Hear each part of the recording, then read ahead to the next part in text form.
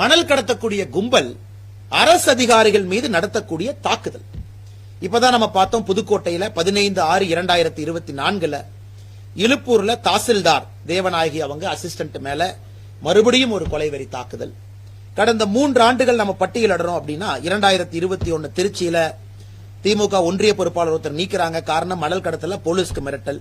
8/6/2022 திருவையாறுல 24 மணி நேரம் இதே பிரச்சனை. 26/4/2023 தூத்துக்குடியில மணல் கொள்ளை குறித்து புகார் கொடுத்ததால் அலுவலகத்தில் புகுந்து விஏஓ வெட்டி கொலை. 24/9/2023 ஓமலூர்ல விஏஓயை கொலை செய்ய முயற்சி. 28/5/2023 மணல் கொள்ளையை தடுத்த வருவாய் ஆய்வாளர் மீது தாக்குதல். 14/10/2023 எங்களையா பிடிக்கிற மணல் கடத்தலை தடுக்க முயன்ற விஏஓ மீது லாரி ஏற்றி கொலை முயற்சி பழனி அருகே.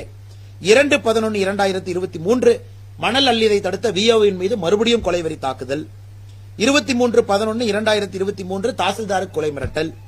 1/12/2023 மணல் கொள்ளை வழக்கு பதிந்த எஸ்ஐக்கு கொலை மிரட்டல். 4 மாதத்திற்கு முன்பு மறுபடியும் இதேதான். தொடர்ச்சி இன்னைக்கு பாத்தீங்கன்னா புதுக்கோட்டை ஒரு அரசு அதிகாரிகளுக்கு தமிழகத்தில் பாதுகாப்பு இல்லை. அவர்களுக்கு அரசு நம்ம எதற்காக சம்பளம் கொடுக்கிறோம், எதற்காக அந்த பணியில் இருக்காங்க, அந்த வேலையை அவங்களால செய்ய முடியவில்லை என்றால் ஒரு சாதாரண மனிதருக்கு எப்படி சட்டம் ஒழுங்கு மீது ஒரு மரியாதை வரும்? தொடர்ச்சியாக இது நடந்து கொண்டிருக்கிறது. எத்தனை இடத்துல விஓ அவங்க எல்லாம் கன் லைசன்ஸ் அப்ளை பண்ற அளவுக்கு நிலைமை மோசமா இருக்கு.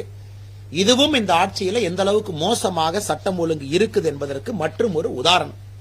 எதையும் பத்திரிகை நண்பர்கள் மூலமாக தமிழக மக்களுக்கு நாங்கள் தெரியப்படுத்துகின்றோம்.